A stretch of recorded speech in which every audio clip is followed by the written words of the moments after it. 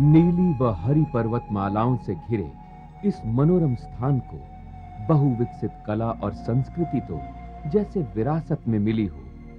शायद इन्हीं अनमोल खजानों के कारण मणिपुर की तुलना पूर्व के स्विट्जरलैंड से की गई है। मणिपुर भारत का 20वां राज्य है। 1991 की जनगणना के अनुसार मणिपुर की कुल जनसंख्या 18,37,149 थी। इसे राज्य का दर्जा 21 जनवरी सन 1972 को प्राप्त हुआ। राज्यपाल महोदय, बहनों और भाइयों, मुझे अत्यंत हर्ष हो रहा है कि इस शुभ अवसर पे मैं आपके साथ हूँ। मणिपुर की जगह एक बहुत महत्वपूर्ण है हमारे प्राचीन इतिहास में, और मैं समझती हूँ कि आजकल के जीवन में भी। मणिपुर भारत का एक सच्ची मणि है। बहुत दिन से आपकी इच्छा थी कि ये एक पूरा स्टेट बने, और आज वो इच्छा, वो आपकी कामना पूरी हुई है। मणिपुर न सिर्फ खाद्यान्न के मामले में स्वावलंबी है, बल्कि ये राज्य आर्थिक प्रगति की राह में भी लगातार गतिशील है। किसी भी राज्य की उन्नति का प्रतीक वहां साक्षरता का स्तर होता है, और इसी बात को ध्यान में रखते हुए सारे राज्य में हर एक स्तर पर शिक्षा संस्थानों का विकास किया जा रहा है।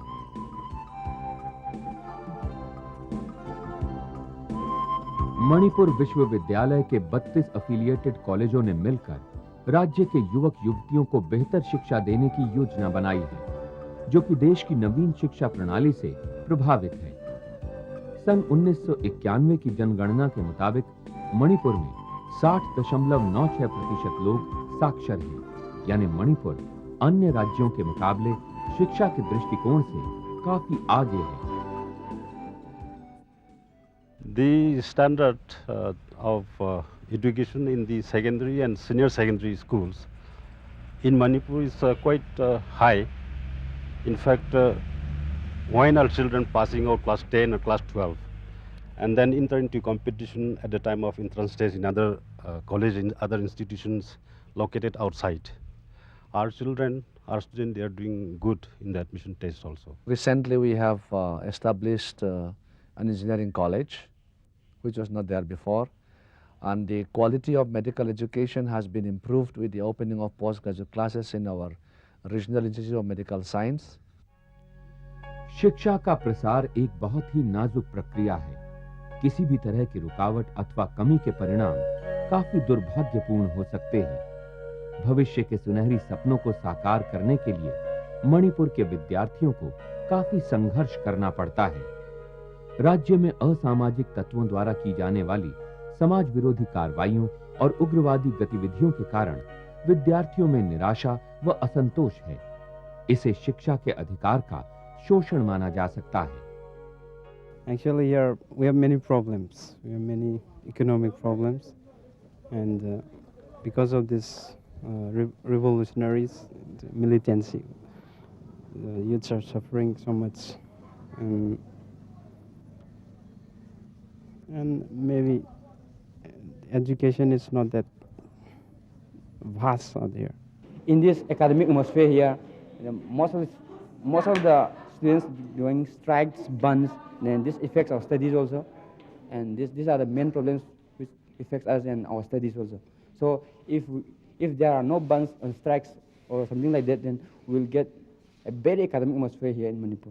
It seems that we are having a lot of problems affecting the academic atmosphere, partly because of the law and order situation, and partly created by the environment as a result of the law and environment, which is affecting the quality and standard of education, and especially because of frequent bunds and strikes. Many academic days are lost, which is hampering their concentration, ultimately affecting their quality and academic standard. There are some students who really want to study, who has enthusiasm for studying, but then like maybe some, some problems like, for example, proper funding or proper facilities is not available, or not given enough opportunity to exploit their potentialities. Maybe because of that, even among students, there are some students who really want to study. किसी तरह पढ़ाई पूरी कर भी ली, लेकिन राज्य में रोजगार के उचित अवसर न होने की वजह से सरकारी नौकरी ही इस राज्य में रोजगार का एकमात्र साधन है। अपना स्वयं का कोई रोजगार करने के अवसर न होने से शिक्षा प्राप्ति का उत्साह यहाँ के विद्यार्थियों में ठंडा हो जाता है। The youth here in Manipur, they are not, I should say, feeling secure about their employment. Here in Manipur, unfortunately, we have only that government services that are open for employment. We don't have industries, we don't have private organizations who can absorb them and then employ them. So this availability of employment opportunity to the youth for them to work with is very, very less. With so much of unemployment in the state and also in the country, the youths don't have the chance to get useful employment, and they don't have the chance to channelize their energies through useful purposes, for useful purposes. युवा पीढ़ी किसी भी समाज और देश के विकास व उन्नति का प्रतीक होती है। देश का भविष्य उन पर ही निर्भर है। आज उत्तर पूर्व के युवक जागरूक हैं। वो शिक्षा को अपना हथियार बनाने के लिए तत्पर हैं, ताकि जीवन संग्राम, समाज और देश की प्रगति में वो सक्रिय भूमिका निभा सकें। मणिपुर के युवक इस दौड़ में पीछे नहीं रहना चाहते। आज मणिपुर में 4,344 विद्यालय, 2 महाविद्यालय और सरकारी सहायता प्राप्त 62 महाविद्यालयों के अतिरिक्त गैर सरकारी क्षेत्रों में भी कितने ही शैक्षिक संस्थान कार्य कर रहे हैं। फिर भी अपने आप को पूर्ण रूप से सुशिक्षित बनाने के लिए मणिपुर का युवा वर्ग देश के दूसरे राज्यों में जाकर शिक्षा ग्रहण करने में संकोच नहीं करता। देश की राजधानी दिल्ली इनका मुख्य आकर्षण है। दिल्ली विश्वविद्यालय में ही कम से कम 1000 मणिपुरी विद्यार्थी आज शिक्षा प्राप्त कर रहे हैं। I belong to Manipur. My initial education was in Manipur. After that, I came to Delhi in 1977 to have my education. I did my physics honors in St. Stephen's College, Delhi, and after that, I continued for my MSc in Delhi University. Manipur does not have adequate educational facilities at that time. Even now, the facilities there are inadequate. To have better exposure and to be competitive in those days, I thought that Delhi provides the best facilities for education to enable me to compete with the rest of the world. अगर मिसाल देखें तो यहाँ पे जो लड़के north east के पढ़ने आते हैं वो ज़्यादातर साइंस और ह्यूमैनिटीज़ में आते हैं, सोशल साइंसेज में आते हैं। लैंग्वेज बहुत कम पढ़ते हैं हम लोगों के पर्शियन है या ये अरबिक है या चाइनीज, बहुत कम इनकी चॉइसेस होती हैं, क्योंकि अपेरेंटली उनको एक तो पता नहीं है कि भाई इसमें क्या स्कोप है। दूसरा मैं समझता हूँ कि ये सब जो है, एक तो उनका एक कैरियर ओरिएंटेशन भी है, तो जिसका कैरियर ओरिएंटेशन मतलब वो कॉन्शियस है। मेरा नाम जॉनसन वांगखिराकपम, मैं इम्फाल से हूँ। मैं यहाँ दिल्ली में पढ़ने के लिए आया था। मैं बीए फर्स्ट ईयर में नहीं मिला, इसलिए अभी तो कुछ नहीं कर रहा हूँ, पढ़ रहा हूँ। अभी तो मैकडॉनल्ड्स में काम कर रहा हूँ पार्ट टाइम, और इस साल में मैं कोशिश करूँगा पढ़ने के लिए यही JNU में लैंग्वेज में पढ़ने के लिए कोशिश करूँगा। I came from Manipur, Churachandpur. My educational background is I did my 10 class up to Manipur.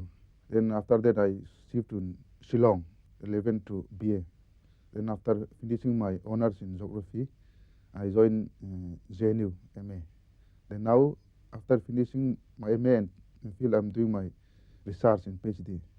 Education system in Manipur, there are lots of flaws in it, So there are lots of students who remain dissatisfied with whatever the system is out there. So in order to get more opportunities and facilities for ourselves, we tend to come outside. But it doesn't mean that whatever we have in Manipur is bad. It's good. But the thing is that we don't get proper facilities. So we tend to come out, and here we come out and we feel once we get out from our home, once we get out from our state, we find ourselves all alone here. Manipur की अपनी अलग विशेषताएं हैं, अलग महत्व है। इसलिए चाहे कुछ भी हो, अपना घर, अपना प्रांत छोड़कर आने पर एकाकीपन का एहसास तो होता ही है। और तब अपने बंधुओं से मिलकर उनसे बातचीत करके ये छात्र बहुत राहत महसूस करते हैं।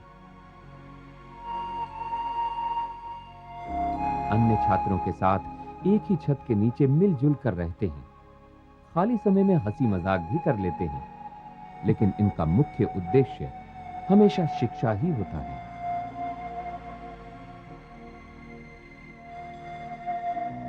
अपना सारा काम ये स्वयं ही करते हैं। परिणाम स्वरूप इस तरह के जीवन से इनमें स्वावलंबन की भावना पैदा होती है। They love being here. They love city life.